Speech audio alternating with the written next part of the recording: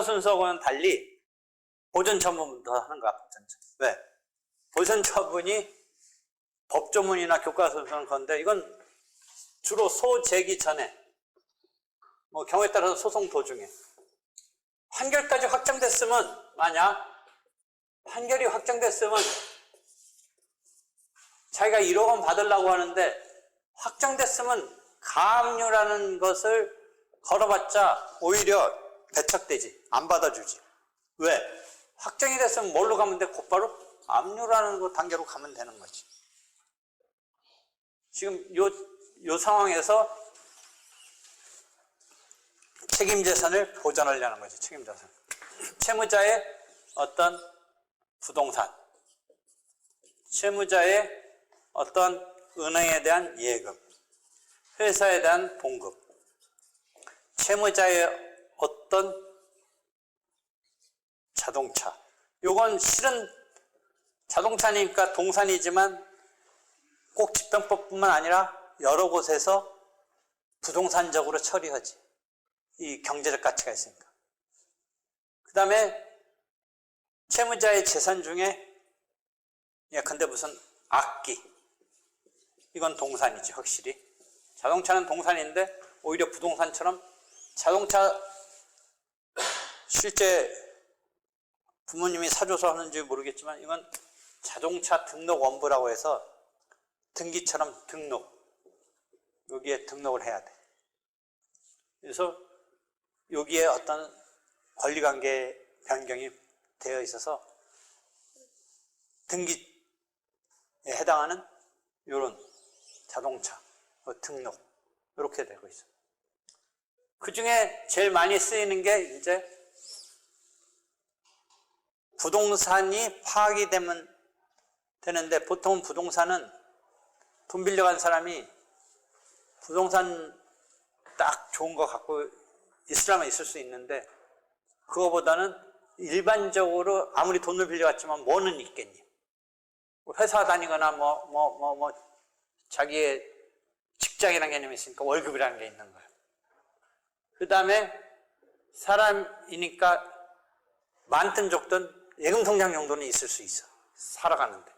거기에 잔고가 거의 없거나 마이너스 통장이거나 그럴 가능성은 있죠. 그 다음에 자기 집은 아니더라도 뭔가 새들어 사는 주거는 있는 거야. 그러니까 뭐가 제일 하기가 편하니? 요거 봉급, 예금, 임대차 보증금. 요거는 생활에서 어느 정도 아무리 지금 돈 빌려가서 어쩌고 저쩌고 해도 뭔가 있을 가능성이 있는 거야. 그치? 삶의 생활의 어떤 상황에서. 그러니까 여기다 거는 거야. 그치? 1억 원을 못 받고 있는데 과연 1억 원에 대해서 승부를 받을 권리가 있느냐는 판결 절차지. 그래서 집행권한을 확정된 판결로 내고 있는데, 그랬을 때는 확정 판결 또는 여러 가지 집행권한이 있으면 곧바로 여기에 대해서 압류를 하는데, 이게 그 대상에 따라서 이 경우를 채권 압류라고 하는 거지. 채권에 대한 압류지. 채권 압류라고 하는 거죠. 요거는 집행법에서는 유체동산까지 포함해서 넓은 개념으로 동산이라고 아까 한다. 근데 이제 그 속에서 채권 압류를 하는데, 지금 우리가 설명하려는 것은 뭔가 싸움을 벌이려고 하는데, 금전채권의 경우는 특정 물에 대한 게 아니라 금전이라는 것이니까 채무자의 어떤 재산에 대해서 가압류를 걸 필요성이 있지. 그럼 가압류를 걸 때 그 이유는 보전에 있어서 피보전 채권이 있어야 되고, 즉 자기 돈 받을 권리가 있어야 되는데 아직 이게 확정된 게 아니지. 다만 어느 정도 증명되는 게 아니고, 그래서 소명을 해야 돼. 그 다음에 급박한 보전의 필요성도 증명이 아닌 소명에 의해서 요게 받아들여지면 가압류가 걸리는 거야. 즉 자기가 1억 원 받을 거 있다가 어느 정도 완벽한 판결 절차처럼 증명되는 게 아니지만 거의 증명이라고 볼 수 있는 소명은 있어야 돼. 실제 소명이 돼야 된다는 했지만 차용증 이런 거. 근데 실제 재판에서는 그 차용증이 의조됐느냐 아니냐 싸움이 있을 수 있지. 여기서는 그런 절차가 일단은 그 절차까지 열리는 건 아닌데, 적어도 차용증 정도면 빌렸을 거다, 의조되지 않았다면의 그런 정도의 상황에서 소명이 되는 정도를 끌고 들어가야지. 나 1억 원 받을 것이 있습니다. 1억 원 받을 것이 있습니다.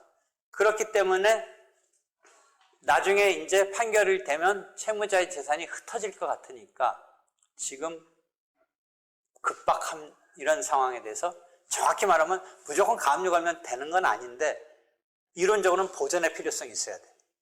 그래서 어떻게 돼?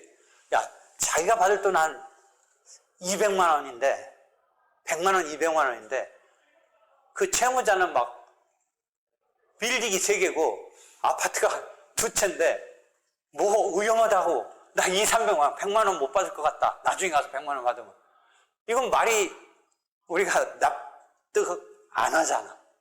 그러면 그건 뭐야? 보전의 필요성이 없는 거지. 나중에 네가 이겨서 100만 원, 200만 원, 300만 원 네 말대로 확정이 되더라도 채무자 재산이 빌딩이 3개고 아파트가 2개인데 그 다 나중에 그것 때문에 빼돌릴 일은 없다라고 생각되지. 그렇지? 그렇잖아. 그런 거야. 이해되겠지? 보전의 필요성 엄밀하게 말하면. 그 다음에 피보전 채권, 피보전 권리가 소명이 돼야 돼. 내 1억 원 받을 게 있습니다. 이런 게 어느 정도 소명돼서 받아들여야 돼. 그러니까 2가지가 받아들여져야 돼. 피보전 권리와 보전의 필요성이 있어야 된다. 그래서 이게 가압류 걸기 위한 요건이야. 그래서 어디 가서 보냐면 여기 보면 목차에는 옆번호가 없는데 제4편 보전처분의 제2장 가압류의 582면 옆번호가 뭘까? 그렇지. 페이지를 말하면 또 책 바뀌면 페이지가 바뀌니까 21-2 피보전 권리, 보전의 필요성 이런 게 이제 교과서적으로는 쫙 써줬는데 느낌상 말한다면 너무 당연한 얘기 아닐까 라고 보면 돼. 그 다음에 그 목차 봐봐. 쭉 목차로도 와서 일단 개념 잡아봐. 가압류. 그 요건을 충족하는 전제에서 가압류를 신청하면 어느 법원에 낼 거냐? 그제? 지방법원. 신청의 심리는 뭐를 한다? 이 가압류 신청의 요건, 소명한다. 그 다음에 신청에 대한 재판은 결정이다. 가압류 우리가 명령이라고도 하는데 가압류 결정, 정확하게 재판을 결정을 한다.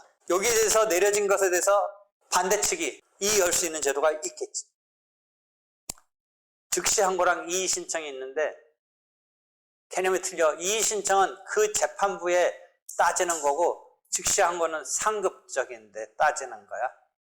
이의 신청은 그 재판 한 대에 따지는 거고 즉시 항고는 상급 기관. 즉시 항고는 민사소송법에서는 일주일 이내에 즉시 항고할 수 있다 이런 거 있죠.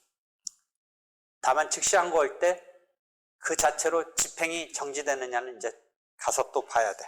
그런 상태에서 내려진 결정에 대해서 아까 약간 정식의 막 큰 덩어리는 아니지만 집행이라는 절차가 있는 거다. 그래서 가압류의 집행 이렇게 되는 거야. 이렇게 해서 지금 가압류에 대한 큰 틀을 생각해 봐.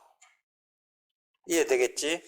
여기서 이제 오늘 실제를 보려는 거야. 이 가압류에서 채권에 대해서 가압류. 전제는 나 1억 원 받을 게 있어. 나 1억 원 받을 게 있는데 채무자의 뭐에다가 채권에다가 가압류하는 거를 다시 내가 어떤 필요에 의해서 갖고 왔어. 교과서적인 내용도 있고 실제 양식 같은 게 있어. 실전적으로.